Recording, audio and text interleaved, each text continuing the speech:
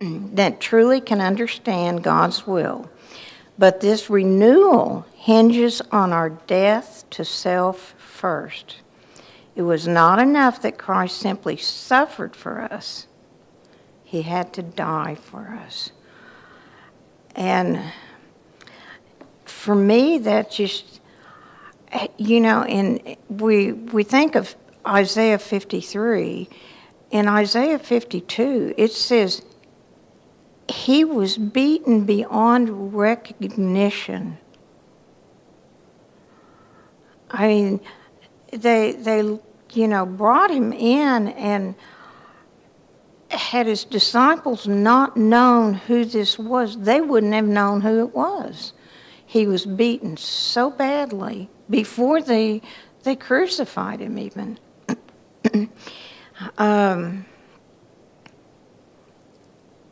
He allowed that to happen to himself for me. I must be worth something, That's so amazing that somebody could love me that much. The surrender of our heart's deepest longing is perhaps as close as we come to understanding the cross. That surrender of heart's deepest longing. Years ago, there was on TV, many years ago, and it's a story that most of us have probably heard. There was a young man and young woman, the movie was back in English days, and she had this long, beautiful, gorgeous hair. And he had this pocket watch, but he didn't have, is it a fob, the chain or something that holds the watch? And he had this watch that his grandfather's or something. It was so nice. She wanted to get him the chain thing for his watch, and he wanted to get her this beautiful comb for her hair. Well, she didn't have the money to buy the chain for the watch, so she went, and you could sell your hair. And she had her long, beautiful hair cut real short, and she put on her bonnet, and he sold his watch so he could buy her the comb. And here comes Christmas, and she doesn't have any hair to put the comb in, and he's got no watch for the watch chain. But they gave up something that was so important to them for the other person. And it was such a beautiful love story. And, we have to read this love story is for me. This love story was written for me. And if we take it personally, it can change our life. So, willingness to listen. On Tuesday, that's a hard one, particularly when you're a teenager.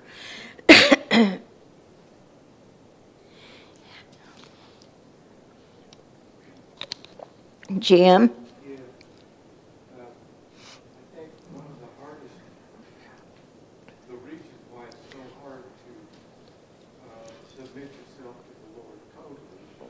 Die like we must is that in our society, go back to Sunday's lesson, read that if you're in business today or you work for a business, it all depends upon the person to make the business a success. It's also not just for business, but in everything in our lives. It's dependent upon our initiative to do something, and that's not wrong. It's necessary. God made it that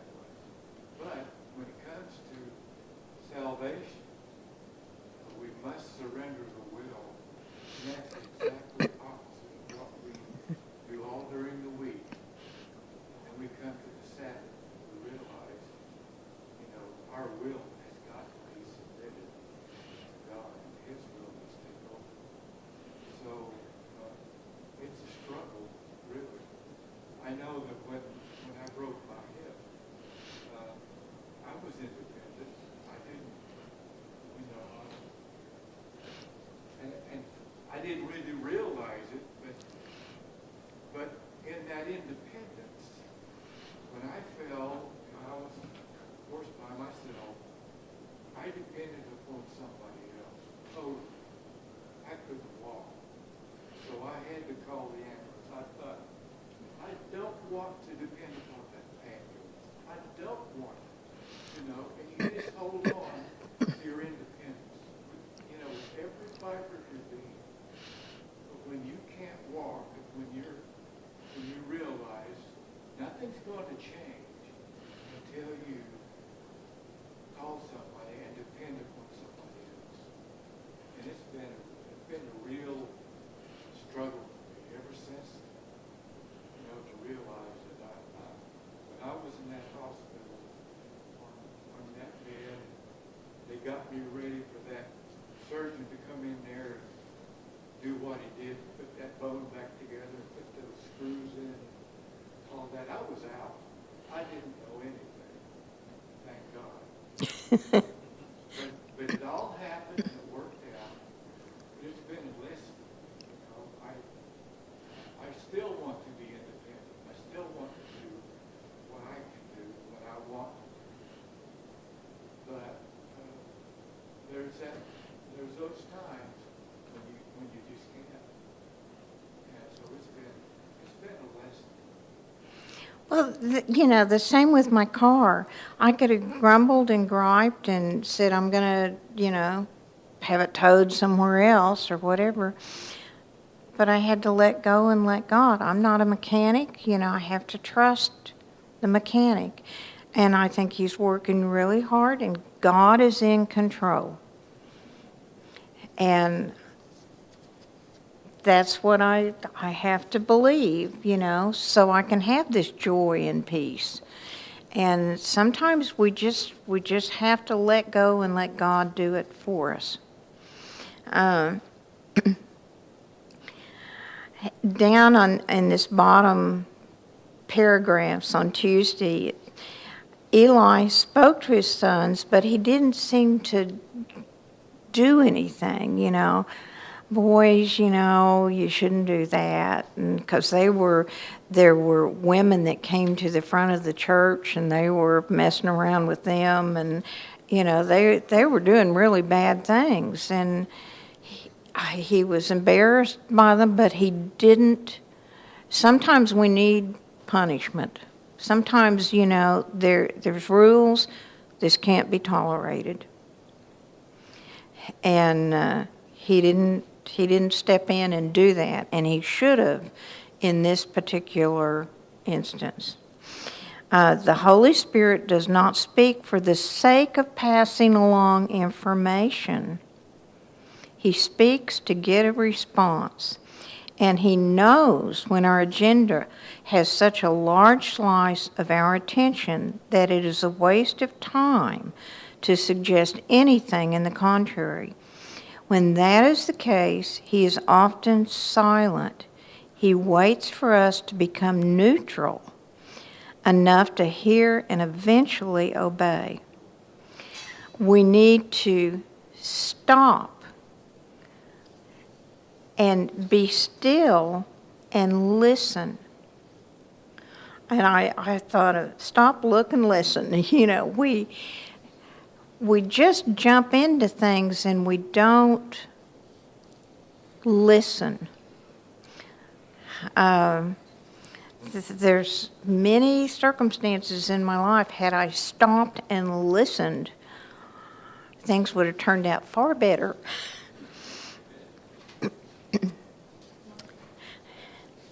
Yes. Page 324 of the Desired Ages, in paragraphs, it says that we must become widely connected to God, or we can never resist the unhallowed effects of self-love, self-indulgence, and temptation to sin. We've got to leave off many of the habits for the time with our company with Satan. But without a visual connection with God, through the surrender of ourselves to Him, moment by moment, we shall be overcome. And without a personal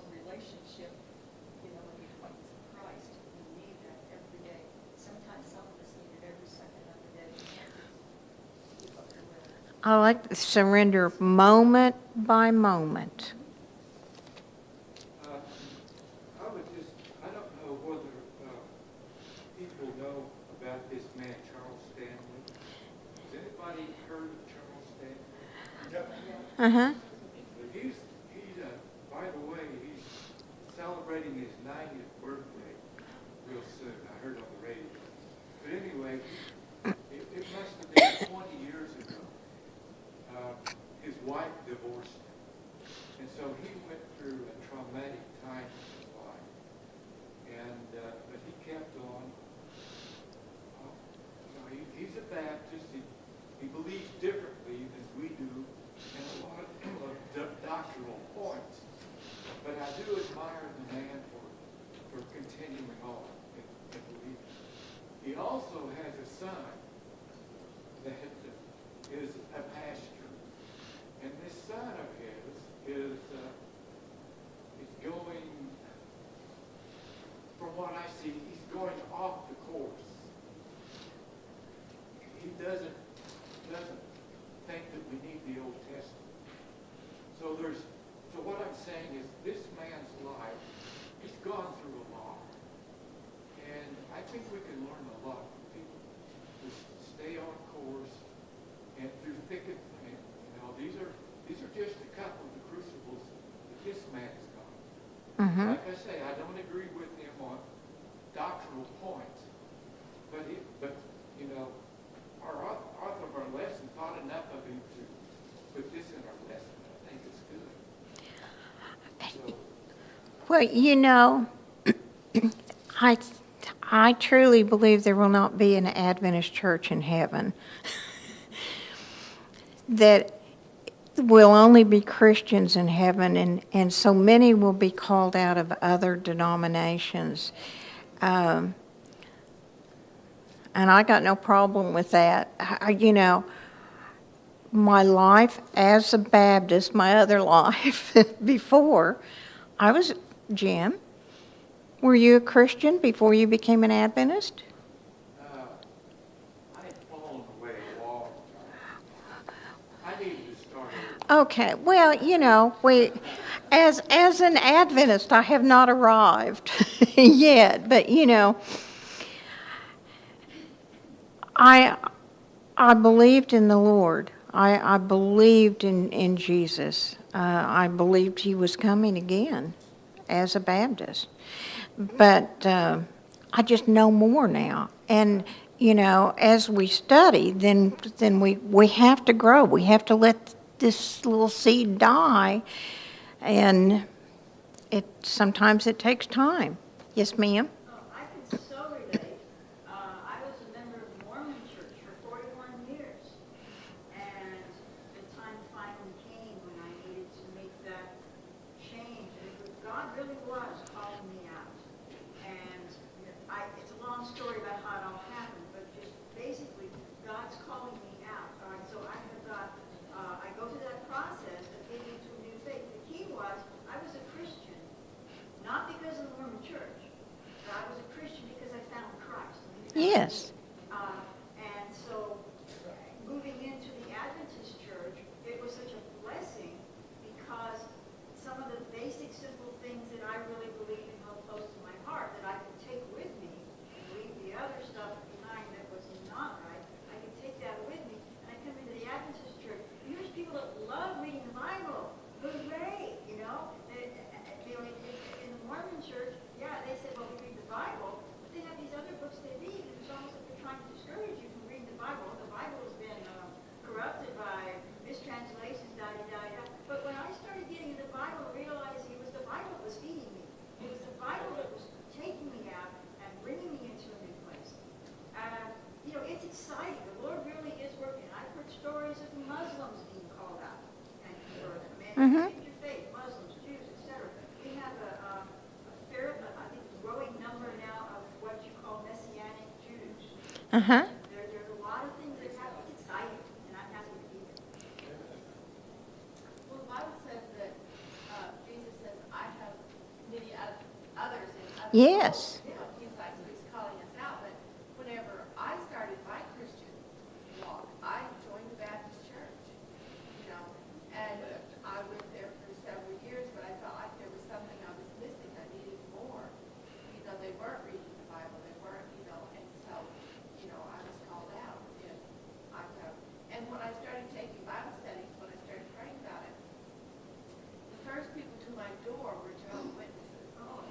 and then Mormons, and I was searching, I wanted to know, and they didn't want to give me the Bible, they wanted to give me other books. Mhm. And then the Adventists came and gave me the Bible. You know, it's amazing. I think God picked me. God pulled me out, and I think, how awesome. Yeah, I used to be a Catholic before, right? And God brought me to the ministry.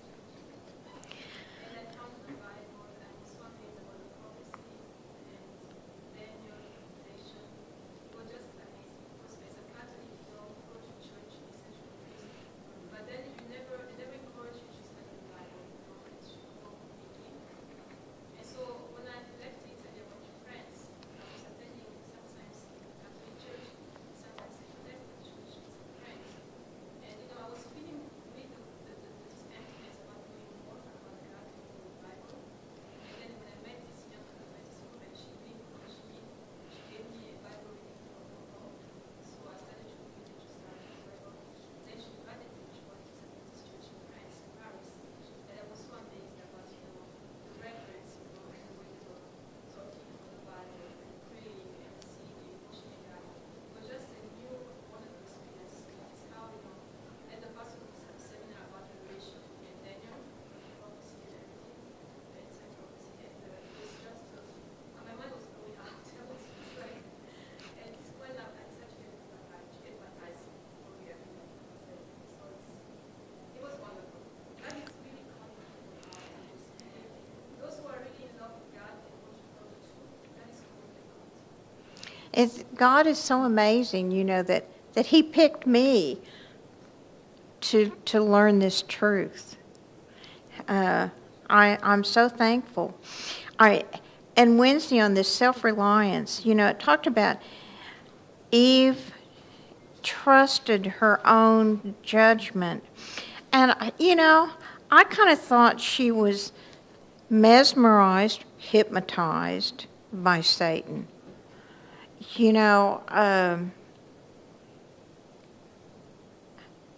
Certainly what she did was not right, but she was just caught up, and he was so beautiful, the serpent, and I've read where he had this melodious voice, and we can be drawn to something where you're just hypnotized by it. On the other hand, Adam, sorry fellas,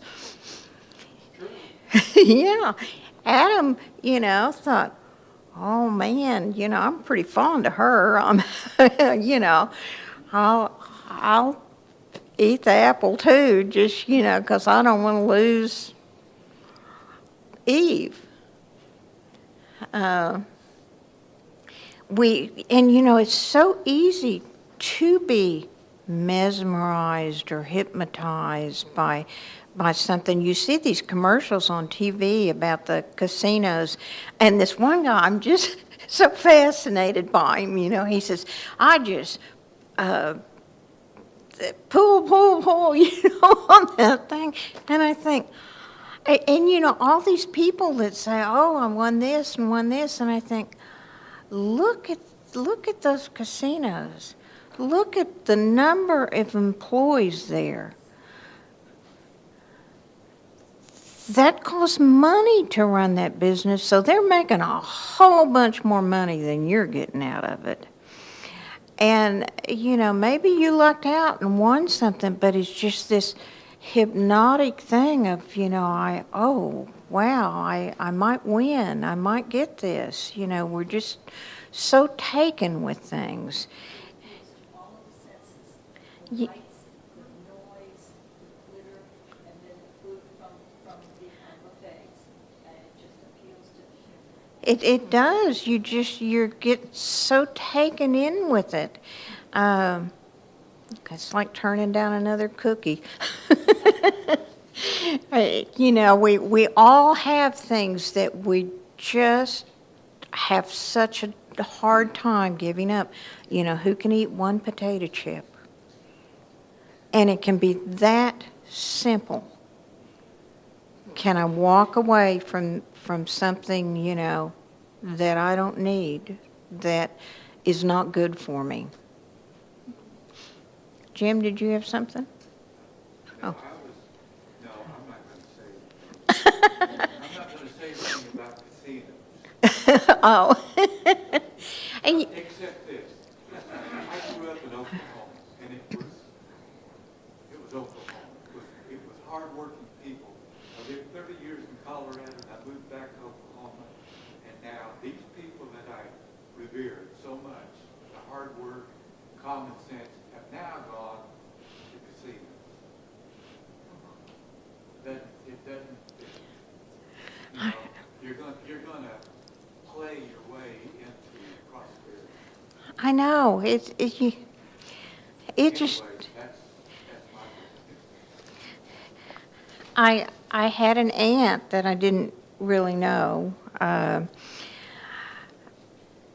her husband was a card player, I guess. I never knew him, but my mother had told me these stories that he would come home in the middle of the night and say, "Get the kids in the car right now," in their pajamas, and and they would have to disappear because he got into gambling or card play and didn't have the money, and his wife and children could be killed because of what he had done, of the promises he had made, and the bets he had made. Do you think that's kind of what Eve was experiencing when she listened to Satan?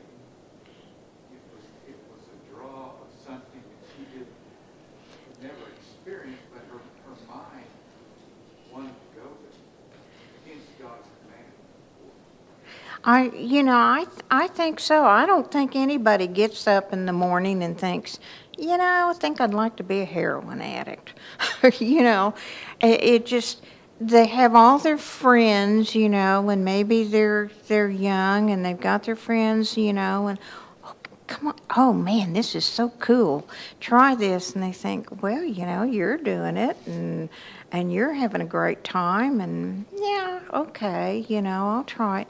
We don't stop and look and listen to see what's happening. We're taken in, we're hypnotized, or because we want to be like everybody else. We want to have fun like they're having. But Well, when I grew up a Baptist, and when I came into the Adventist church, I realized this is going to be different. it is, isn't it? Today is going to make all the difference in the world, and it has. It really has. I agree with you. I mean, it's just like you walk out of one world into another. I was just going to say, whenever they're talking about making attitude decisions, I've done research on Ephesians 5 where it says that the man is the head of the household, and that, because when I got married, I wanted to do what was biblically appropriate. And when I studied that, what I realized is that when it says the man is the head of the household, it means the context it was used in was he's the thinker. He thinks. Mm-hmm. And so whenever women are emotional, and so whenever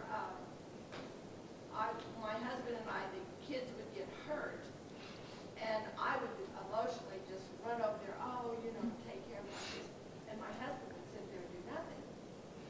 And then he'd say, do you need any help? And I'm like, or are they hurt? And I'm like, they're bleeding all over the place. Are they hurt? Yes, they're hurt. But what I finally realized is that what he's really saying is, do I need to get the car? Do they need to go to the hospital? How bad is it? And so I was over there tending to him, and he was ready for the move. He was ready to do whatever he needed to do. So Eve was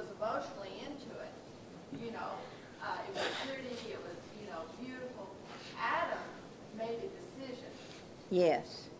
And, I think that's what they're saying. He's the thinker. He calculated. He made the decision.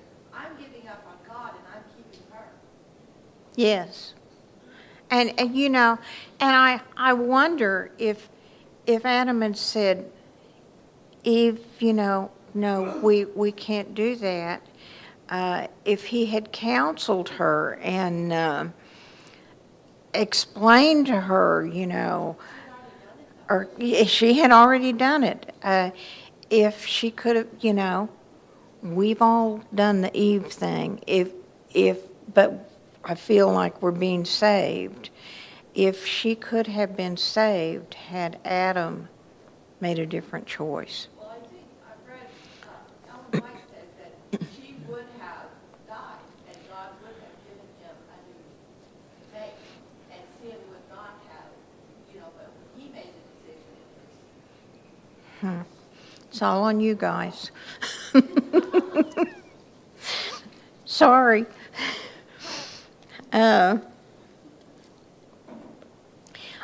Down here in the bottom of Wednesday, yeah, and it was Saul, and he was anointed by God to be king, and then first he saw, he said, and he felt, and we act on our feelings, and our feelings are not always right, Gee, it makes me feel so good. Isn't there a song about that? Makes me feel so good. But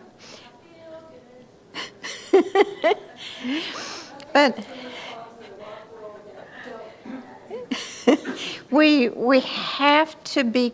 We don't do things on feelings, or shouldn't, we have to be careful about our feelings. Are they right? On Thursday, it says, when some people feel depressed, they go shopping, girls. When some people feel inadequate, they pursue fame. And when others have difficulties with their spouse, they look for someone else to give them intimacy and excitement. I read a thing one time where if women lose their job, they go shopping. If a man loses his job, he goes and blows his brains out.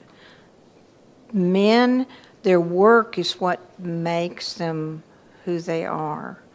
Men, as a rule, this is my job, this is my work, this is who I am. Women, a new dress will get it, and we're good. The problem is that many times we depend on substitutes for God rather than on God Himself. I can do this, We use human logic. We block our problems from our minds, and we escape reality. And, we're living in a time of drug culture. And it's so heartbreaking to see. And doctors are responsible for much of this, with painkillers. And I know when my son had his first surgery, they gave him one of those painkillers, and he said he took one of those and thought, oh man, I can't go there. And he thought, hurting a little bit will be better than this. So, I did when Nancy Reagan was in office and dared the drug thing, and I had a big program at school, and Frosty Troy, who was the Oklahoma Observer, they flew him in for this up in Shattuck, Oklahoma. But one of my speakers was one of the doctors there at the hospital, and he said, I'm responsible for getting people on drugs. He said, you just dispense all the, Valium and painkillers and get people hooked on drugs. And I remember going to the mailbox at my father-in-law's, and there was a little white box about yay big with green around the edge from the Newman Memorial Hospital full of Demerol. And it came constantly, and she was so hooked on Demerol. And doctors are responsible for that, but we're responsible, because we just don't say no. I was gonna say, we're all programmed, doctors were programmed. Yes. And that is what Lucifer wants, is for us to be programmed to follow whatever is out there. And so, are doctors responsible for what they do? Absolutely. But God has given me a brain, and He's given me a Bible, and I can take anything that anybody gives to me and filter it through that and make a decision for Christ. Absolutely. So I don't care whether it's drugs, I don't care whether it's, stuff in the news that we're being lied to about, I don't, whether it's, whatever it is, I can discern it. I don't have to be led there. That's with the stop, look, and listen. We need to educate ourselves. And this is not just a book of stories. This is a manual for how to live our life. This is the instruction book. When you get some kind of gadget, in the mail, there's this book of instructions. When you get your medicine, there's pages of instructions on what this can do to you. We need to pay attention. We just, just go along with whatever. And we don't take responsibility for our own lives too often. In Corinthians it says, now all these things happen unto them for our examples and are written for our admonition, upon whom the ends of the world are gone. Absolutely. These are all written, this wasn't just a little storybook that God guided the fingers and minds of men to write. It's how to successfully live our life and end up in His kingdom.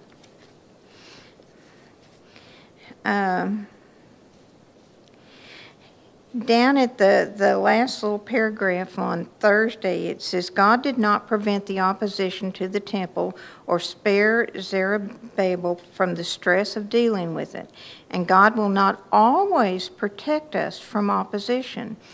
But when opposition comes, God may use it as a crucible to teach us to depend on Him. When stress comes, what's your first reaction? My friends came and picked me up, and we went to see Donna Moyer, Elder Moyer's wife. She broke her hip, and she was in the hospital, and she was telling us, because she was in a lot of pain, and she was telling us that she had this nurse that she hadn't had before, and she was just kind of rough and not very friendly, so the nurse left, and she laid there and prayed about it. And another nurse came in, and she said, "Who was that nurse?" And this new nurse said, "Well, she's never been on our floor before, so we really don't know her." And so Donna continued to pray for her, and she said, whenever she goes anywhere, she takes a copy of the Great Controversy. So she prayed about this nurse, and then this nurse came back in. And she said, the nurse said, "What are you reading?" And she had her Bible and some different books there. And she said, well, I was praying and reading my Bible, and I was praying for you. And the nurse said, well, that's, really kind, thank you. And what church do you go to? And she said, Adventist.